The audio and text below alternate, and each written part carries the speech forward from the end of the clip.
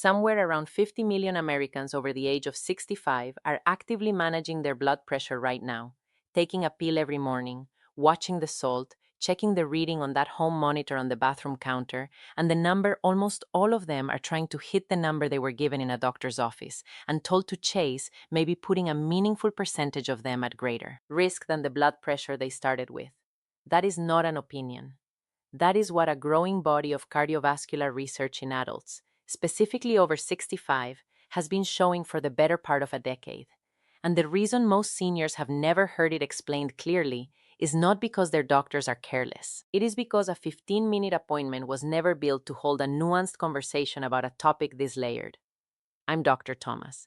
I specialize in cardiovascular health and aging, specifically in how the circulatory system changes after 60 and what that means for how we interpret and manage blood pressure in older adults. In my work with adults over 65, the pattern I keep seeing is this. People who have been faithfully managing their numbers for years, doing everything right by the standard they were given, and still feeling off, tired in a way that sleep does not fix, dizzy when they stand up, foggy in the afternoons, and nobody has connected those symptoms to the medication sitting on their kitchen counter every morning. That is what this video is about. Not scare tactics, not telling you to stop your medication. What it is about is giving you the actual picture. The one the research supports so that the next conversation you have with your doctor is a real one. Stay with me, because by the end of this, you are going to understand your blood pressure numbers differently than you did when you clicked on this video. And that understanding is going to matter. There is a specific kind of wariness that settles into adults past 65 who have been managing a chronic condition for years. Not dramatic. Not the kind that sends you to the emergency room. The kind that just quietly narrows life. The morning walk gets a little shorter. The grandkids' soccer game feels a little more exhausting than it used to. The reading on the bathroom monitor goes up slightly. And there is that familiar pull in the stomach. Am I doing something wrong? Did I eat too much sodium yesterday? Should I call the office? That vigilance is exhausting in its own way. And what makes it worse is the suspicion, quiet, rarely spoken, that maybe the number they told me to hit was never actually right for someone my age. That suspicion deserves a real answer. And the real answer starts with understanding what blood pressure actually measures and why the same number means something fundamentally different in a 45-year-old body versus a 70-year-old one. Your blood pressure reading has two numbers. The top number, systolic, measures the pressure your arteries experience when your heart contracts and pushes blood out. The bottom number, diastolic, measures the pressure between beats when the heart is resting and refilling. For most of the 20th century, clinical medicine focused primarily on the diastolic number, that bottom figure. Textbooks from the 1970s treated an elevated diastolic as the main marker of cardiovascular danger. Then research shifted. By the late 1990s, it was clearly established that in adults over 50, the systolic number, that top figure, was the stronger predictor of cardiovascular events, heart attacks, strokes, heart failure. That shift matters because of what happens to the arteries as the body ages. Young, healthy arteries are elastic. They flex and absorb the force of each heartbeat the way a rubber hose handles water pressure. They expand slightly with each pulse and smooth the flow. As the decades pass, those arterial walls gradually stiffen. The elastin fibers that give them flexibility break down. Calcium deposits accumulate. The vessel walls become less like flexible tubing and more like rigid pipe. What that stiffness does to the systolic number is direct and significant. When the heart contracts against stiff arteries, the pressure spike is higher and sharper because there is no elastic give to absorb it. So the systolic number climbs. Meanwhile, the diastolic number, the between beats pressure, may stay normal or even drift lower because stiff arteries also lose some of their ability to maintain pressure during that resting phase. The result is a pattern called isolated systolic hypertension. Top number elevated, bottom number normal or low. And this pattern is not rare in older adults. It is the dominant form of hypertension in people over 65. It is also critically a physiologically different animal from the kind of hypertension seen in younger adults. Treating it as if it were the same thing, with the same targets, the same aggressiveness is where the problems begin. In 2015, A landmark federally funded study called the SPRINT trial published results that shook the cardiology world. The study enrolled over 9,300 adults at elevated cardiovascular risk and divided them into two groups. One group was managed to a standard systolic target below 140. The other group was pushed to an intensive target below 120. The question was simple. Does getting that number lower faster produce better outcomes? The headline answer appeared to be yes. The intensive treatment group had significantly fewer major cardiovascular events, fewer heart attacks, less heart failure. The results were compelling enough that the trial was stopped ahead of schedule. And within a year, major cardiology organizations updated their guidelines, pushing the recommended blood pressure target for most adults to below 130/80. That is the guideline driving an enormous number of prescriptions today. Here is what the headline left out. And this is the part of the SPRINT data that received a fraction of the coverage the main result did. The intensive treatment group, the one pushed below 120, also had significantly higher rates of serious adverse events. Acute kidney injury was roughly 50% more common in that group. Dangerous drops in blood, sodium, and potassium were elevated. Falls requiring medical attention were more frequent.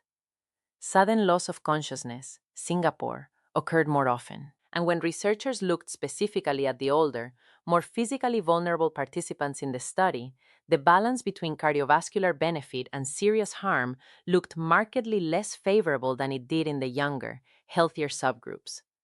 The researchers themselves noted this. Subsequent analyses noted this. Geriatric medicine specialists have been noting this for years.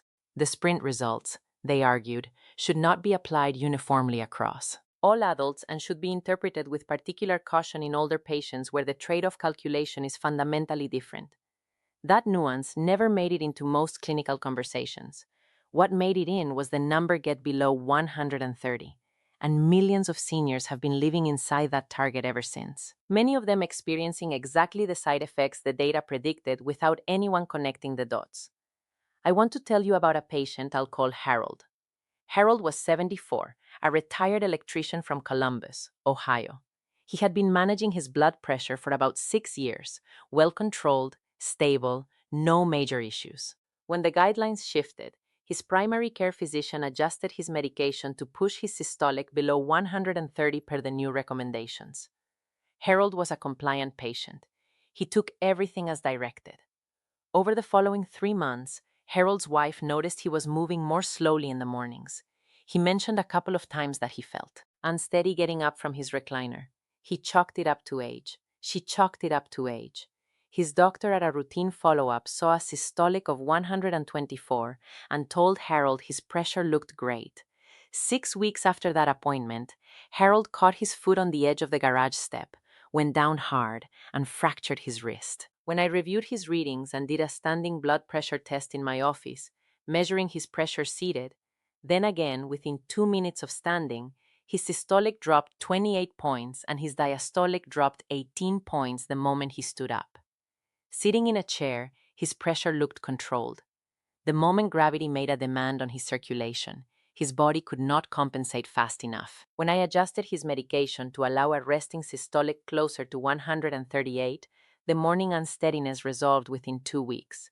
Harold's exact words when he came back in were, "I didn't realize how much I'd been white-knuckling every time I got out of a chair. I thought that was just what getting older felt like." It was not age. It was a medication target that had never been calibrated for his specific physiology. What Harold experienced has a clinical name, orthostatic hypotension, and it is one of the most under-recognized and under-discussed blood pressure dangers in older adults. Orthostatic hypotension means a significant drop in blood pressure that occurs when a person moves from sitting or lying down to standing. Clinically, it is defined as a drop of at least 20 points in systolic pressure or 10 points in diastolic within 3 minutes of standing. In younger adults, the body's barrel reflex, the automatic system that detects and corrects pressure changes, responds quickly enough that this drop barely registers. A brief head rush gone in a second. In adults over 65, that bororeflex response slows, blood vessels are less responsive. The autonomic nervous system, which coordinates the rapid compensatory tightening of vessels when you stand, operates with less precision, and blood pressure medications that lower resting pressure make every one of those mechanisms work harder to compensate, meaning the drop when standing becomes larger and more sustained. The consequences are not abstract. Hip fractures in adults over 70 carry a one-year mortality rate approaching 30%. A medication-induced fall is not a minor side effect buried in fine print. For a 71-year-old who lives alone, a fall in the bathroom at 6 o'clock in the morning can be the beginning of a cascade that ends independent living. Yet, the standard blood pressure measurement taken at a clinical appointment, the reading your doctor uses to evaluate your control, is taken seated after 5 minutes of rest in a climate-controlled room. It captures one slice of your pressure profile. It tells you almost nothing about what your circulation does the moment you stand up and walk to the kitchen. Now, I want to explain something called the J curve, because this concept is at the heart of why the question of how low is too low is not a fringe concern. It is a documented cardiovascular risk. When researchers map blood pressure against cardiovascular outcomes across large populations, they expect to see a straight line. The higher the pressure, the worse the outcome. And they do see that across the upper range. But what the data also consistently shows, particularly in older adults, is that as blood pressure is pushed below a certain threshold, risk does not keep falling. It begins to rise again. The graph looks like the letter J. Risk climbing at the high end, dropping through the middle range, and then quietly rising again at the low end. The most clinically significant expression of the J curve in seniors involves the diastolic number, that bottom figure. Multiple large studies have found that diastolic pressures below approximately 60 to 65 millimeters of mercury are associated with increased risk of cardiovascular events, cognitive decline, and organ damage in older adults. Here is the mechanism, and it matters that you understand it. Between heartbeats, the phase the diastolic number reflects is when the coronary arteries, the vessels that feed blood to the heart muscle itself, do the majority of their filling. The heart, while it is resting and refilling, is also being resupplied with oxygen-rich blood through those coronary vessels. If diastolic pressure drops too low, that resupply is compromised.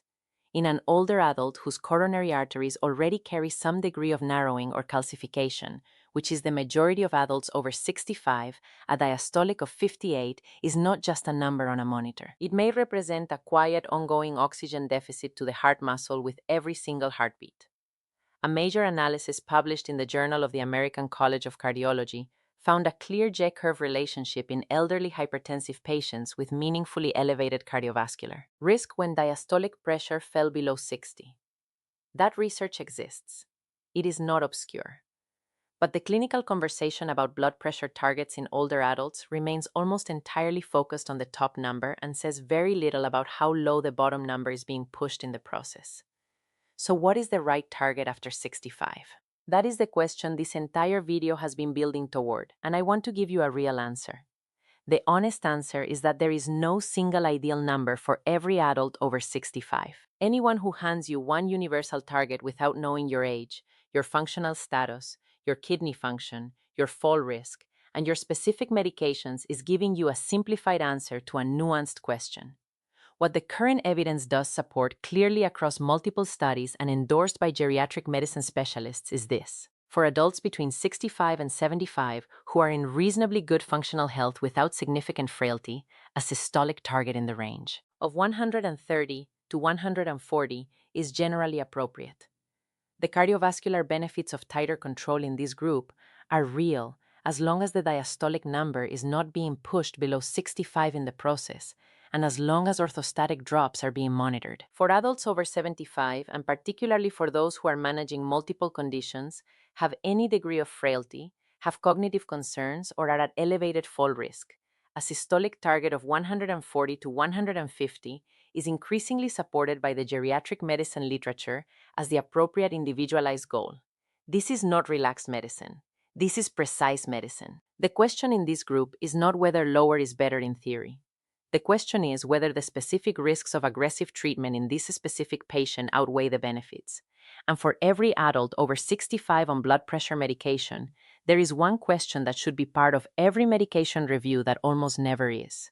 What is your diastolic number running? And what happens to your pressure when you stand up? Before your next appointment, here is exactly what I want you to do. Find out what your diastolic pressure has averaged over the past 3 months. If you have a home monitor, pull your logs. If you do not, ask your doctor's office for your recent readings. If that bottom number has been running consistently below 65, that is not something to note quietly. That is something to bring to your doctor explicitly and to ask whether the medication level producing that number is appropriate for your age and risk profile. Get a validated upper arm blood pressure monitor if you do not already have one, not a wrist monitor, upper arm. Take readings twice daily for 2 weeks at the same time each morning and evening. Sit quietly for 5 minutes first. Take 2 readings and record the average. That log is more valuable than any single reading taken in a clinical setting. At your next appointment, ask your doctor 2 specific questions. Ask what systolic target is being used for you and why that target was chosen for your specific age and health profile. Then ask whether your medication has ever been evaluated for its effect on your standing blood pressure, not just your seated reading. If you experience any dizziness, unsteadiness, or lightheadedness when rising from a chair or bed, report that explicitly at your next visit. Use the phrase orthostatic hypotension. Ask for a standing blood pressure measurement taken sitting, then again within 2 minutes of standing. That one simple test can reveal a medication-driven pressure drop that a standard clinical reading will never catch. And if you are over 75, currently managed to a target below 130 systolic and experiencing unexplained fatigue, mental fogginess, or more frequent dizziness than a year ago, bring those symptoms directly into the blood pressure conversation. Ask whether the intensity of your current treatment could be a contributing factor. That is, a medically legitimate question supported by current research, and you are entitled to a direct answer. If you start applying this, getting the home log, checking the diastolic, asking for the standing test, here is what you might notice within the first week. The act of actually tracking your readings at home rather than relying on one number from a clinical visit gives you a more accurate and less anxiety-producing picture of where your pressure actually lives day to day. Most people find it is more variable than they thought and less uniformly alarming by 2 weeks. If you bring your log to your doctor and have the conversation about diastolic pressure and orthostatic testing, you will likely be having a more specific and more productive conversation about your management than you have had in years. And if a medication adjustment is warranted and made, the physical changes, less morning grogginess, less unsteadiness on rising, more consistent energy through the afternoon, often become noticeable within 2 to 3 weeks of a well-considered change. There is one person I want you to think about right now, not a friend in general. The specific person in your life, a spouse, a sibling, an adult child managing a parent's care who takes a blood pressure pill every morning, checks a number on a monitor, and has never once been told that the target they were given was built on research that did not specifically study people their age. That person needs this conversation, and you are now the one who can start it. Here's what I want you to do today. Within the next hour before this information gets buried under everything else, pull out your blood pressure monitor. Take a reading seated. Then stand up, wait 2 minutes, and take a second reading. Write both numbers down. That is it. That is the beginning. Do that every morning for 30 days and bring the log to your next appointment. By the end of 30 days, you will have something almost no senior walks into a doctor's office with a real longitudinal picture of how your blood pressure behaves across positions, across times of day, across what you ate and how you slept. That is the data that turns a 15-minute appointment into an actual conversation about your actual health. I read every comment on this channel. Tell me, drop one of 3 things below. Write my numbers if you want to share what your pressure has been running. Write getting clarity if you are bringing these questions to your next appointment, or write overtreated if something in this video made you wonder whether your current management is affecting how you feel every day. Every one of those comments matters, and I respond to as many as I can. Next week, I am covering something that connects directly to everything we discussed today. The specific kidney markers your doctor should be checking if you are on blood pressure medication and why most standard lab panels miss the early warning signs entirely, if you are on medication for your pressure. That video could matter more than this one.